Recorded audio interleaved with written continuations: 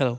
इस वीडियो में हम देखेंगे कि जो भी वीएस कोड है उसमें हम अपने कोडिंग को कैसे फास्टर कर सकते हैं और जो भी शॉर्टकट कीज़ हैं उसको यूज़ करके कैसे हम कुछ चीज़ों को काफ़ी इजीली और काफ़ी क्विकली हम परफॉर्म कर सकते हैं। ठीक है, तो जो हमारा पहला कमांड है वो कंट्रोल शिफ्ट पी।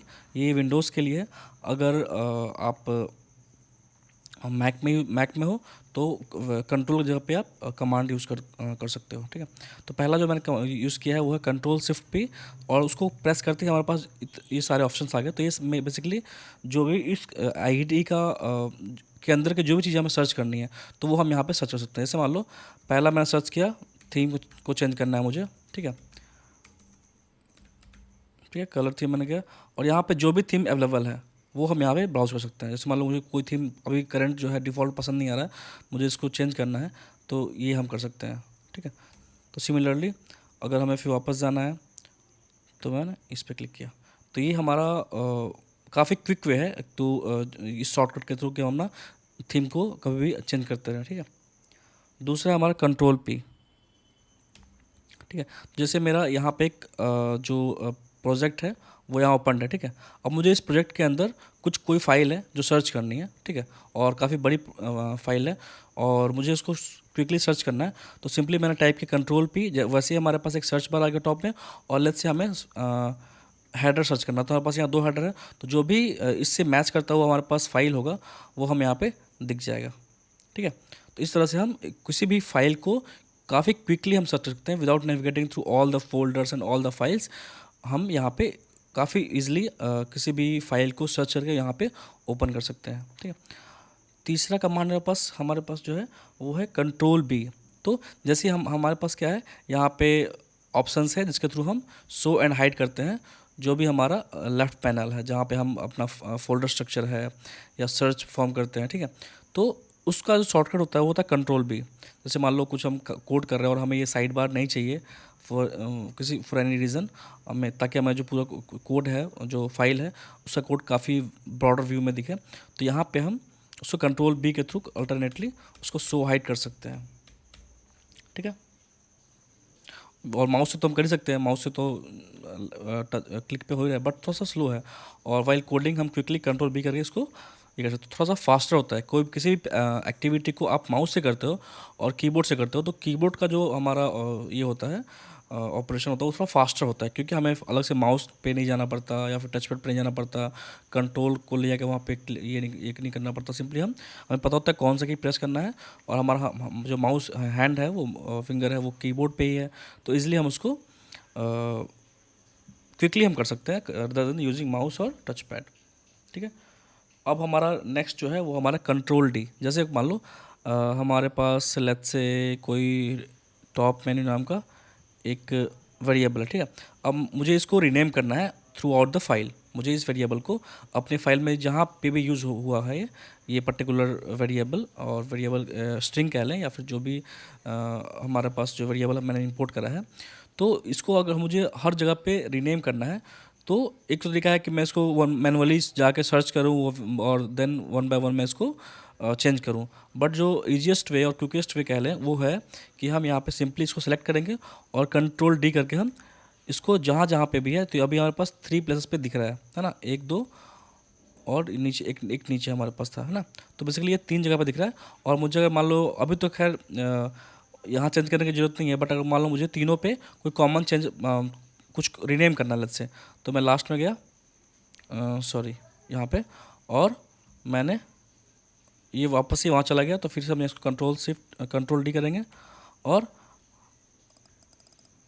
एंड में जाके इसमें हम लेट्स से मुझे 1 ऐड करना है, तो यहाँ पे देख सकते हो तीनों में यहाँ पे 1 ऐड हो गया।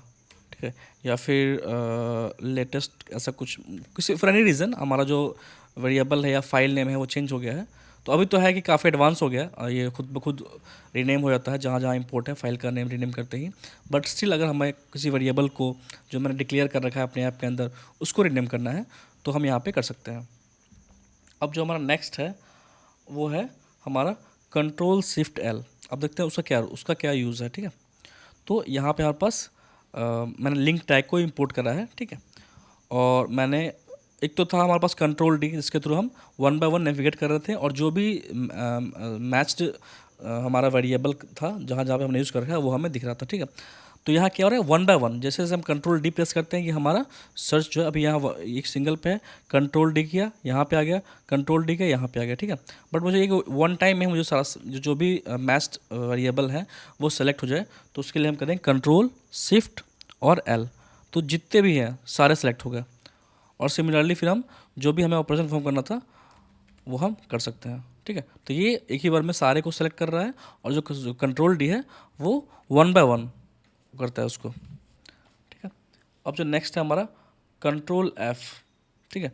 तो नॉर्मल हम किसी भी एडिटर में हमारे पास होता ही, चाहे वो नोटपैड हो या जो भी नॉर्मल सा बेसिक सा एडिटर, उसमें कंट्रोल एफ हमारा चलता है, ठीक है। तो यहाँ पे उससे थोड़ा सा एडवांस्ड है, जैसे मैंने कंट्रोल एफ किया हमारे पास यहाँ पे एक सर्च बार दिख रहा है, ठीक है। अब मुझे करना क्या है कि जहाँ जहाँ पे लिंक टैग है, ठीक है, जहाँ जहाँ मैंने लिंक टैग यूज़ कर रखा है उसको मुझे चेंज करना है, ठीक है। तो यहाँ पे मैंने सर्च किया, यहाँ पे ये दिखा रहा है कि 3 of 3 मतलब 3 प्लेसेस पे हमें ये बता रहा है। तो अब अगर मुझे इसको रीनेम करना है, ठीक है, तो यहाँ पे मैं एंटर कर दूँगा लिंक न्यू, ठीक है। और मैं इसको अगर मुझे वन बाय वन करना है तो यहाँ पे, और सारे करना है तो यहाँ से कर सकते हैं। जैसे मान लो मैं वन बाय वन करना चाहता हूँ तो पहला टॉप में हुआ, सेकेंड यहाँ पे, एंड थर्ड फिर यहाँ पे, ठीक है। ये तो एक तरीका होगा कंट्रोल जेड में कर रहा हूँ उसको। और दूसरा जो वे है वो हम इसको जो सेकंड ऑप्शन है उसके थ्रू हम सारे को एक ही बार कर सकते हैं। जैसे मान लो कि अगर 20 प्लेसेस पे हमारा ये सेम वेरिएबल यूज़ रखा है किसी फाइल में, और मुझे सारे को एट वन गो अपडेट करना है, तो मैं सिंपली इसको रिप्लेस ऑल करूँगा, तो ये सारा एक बार में ही देख सकते हो आप, सारा हमारा रिप्लेस हो चुका है, ठीक है। तो ये काफ़ी यूज़फुल है। अब मैं इसको कंट्रोल जेड कर रहा हूँ, तो ये हमारा कंट्रोल एफ इस वे में हमारा वर्क करता है। एक बात और, ये तो था कि चलो हमारा इसी फाइल के अंदर हमें देखना है, लेकिन अगर मान लो कोई फाइल इंपोर्ट है या फिर एनी काइंड ऑफ इंपोर्ट है जो ग्लोबली हम इंपोर्ट कर रहे हैं थ्रू आउट द ऐप, ठीक है। ये तो अभी चलो इंटरनल है, बट लेट्स से हम चेक करना चाह रहे हैं कि लिंक टैग हमने कहाँ कहाँ यूज़ कर रखा है, ठीक है। तो हम यहाँ पे जाके और यहाँ पे फाइंड इन फोल्डर का ऑप्शन था, तो मैं SRC में गया और SRC में मैंने इस पर्टिकुलर फोल्डर के अंदर मैं सर्च करूँगा लिंक टैग को। तो जिस फाइल में हमने लिंक टैग यूज़ किया होगा, और इजी करने के लिए यहाँ पे मैंने ये लगा दिया, तो इतने सारे फाइल में हमने लिंक टैग को यूज़ किया है। और मान लो वन बाय वन हम इसको नेविगेट करके चेक कर सकते हैं कि हमने जो लिंक टैग है वो कहाँ कहाँ फाइल के अंदर यूज़ किया हुआ है। तो ये काफ़ी हेल्पफुल फीचर होता है जब मान लो किसी भी टाइप का इंपोर्ट है और उसमें हमने कुछ चेंज करा है और हमें देखना है कि वो इंपोर्ट कहाँ कहाँ किस फाइल में है, तो उस टाइम पे ये जो हमारा फीचर है वो काफ़ी हेल्पफुल हो जाता है, ठीक है। उसके बाद आती है हमारा, जैसे मान लो कि ऐप को हम रन कैसे करते हैं, किसी जो OS का टर्मिनल होता है, विंडोज़ में होता है इसका अपना, लिनक्स का अपना होता है, तो ऐप को हम वहाँ रन करते हैं, ठीक है। बट VS कोड के अंदर हमारे पास क्या फीचर है कि हम इस ऐप को इसी व्यू में हम या इसी विंडो में कह लें हम रन कर सकते हैं।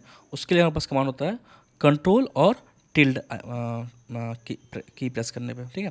तो यहाँ पर देख सकते हो हमारे पास एक प्रॉपर जो टर्मिनल हमारे पास होता है सेपरेट, वो हमारा इंटीग्रेटेड यहाँ पे एक टर्मिनल ओपन हो रहा है, और यहाँ पे जो टास्क हम सेपरेट टर्मिनल में करते हैं वो सारा टास्क हम यहाँ भी कर सकते हैं, ठीक है। तो ये सिंगल व्यू में आप जो भी डिबग करना है तो वो यहाँ पे थोड़ा सा ईजी हो जाता है।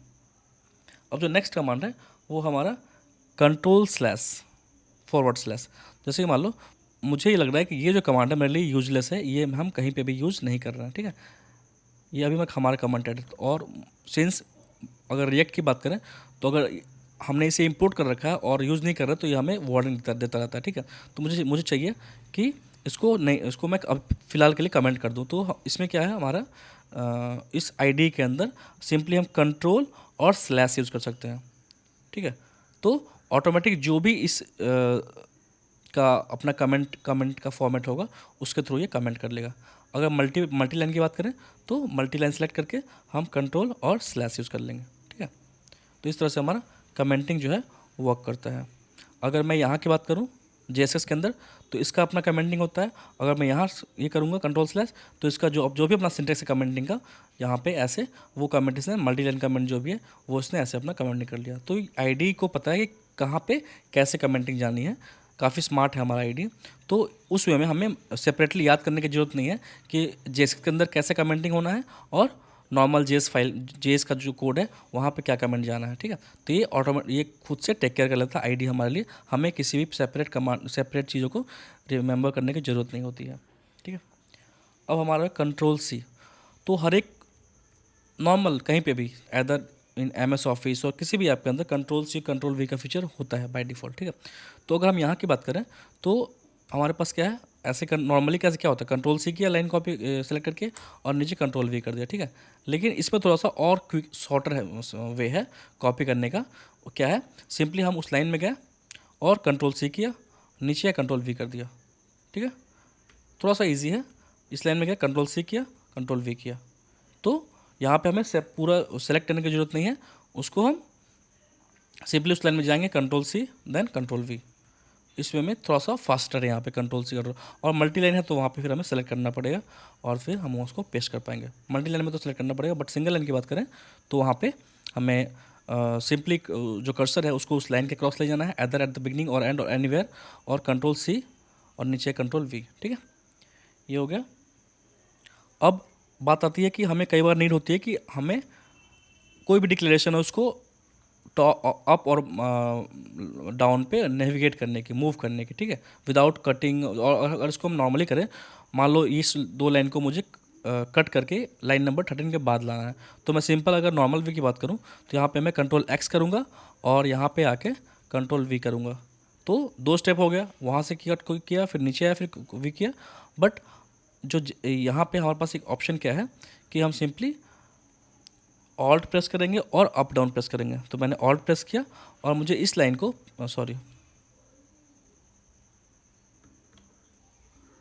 ठीक है, मुझे इस लाइन को नीचे लाना, तो मैंने ऑल्ट प्रेस किया और सिंपली इसको मैं नीचे ले आया, तो ये नीचे आ गया, है ना।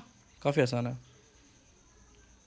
अगर मुझे मल्टी लाइन करना है तो मल्टी लाइन सेलेक्ट किया और ऑल्ट फिर नीचे आ गया। तो इस तरह से हम इजीली अपने जो भी हमारा कोड है, हमारा इंपोर्ट है, उसको मुझे ऑर्डर सही करना है, ठीक है, या फिर कुछ भी मूव करना है फाइल के अंदर सीक्वेंस को, ठीक है, तो वो हम इजीली ऑल्ट और डाउन और अप एरो, ठीक है, ये सेलेक्ट किया मैंने, ऑल्ट और अप एरो, ठीक है। इस तरह से हम काफ़ी easily, control x control we भी था हमारे पास, बट ये उससे ज़्यादा शॉर्टर वे है to move any line of code towards up और डाउन। एक और होता है बस control shift up and down. अगर मैं इसको करूँ कंट्रोल शिफ्ट अप, ठीक है,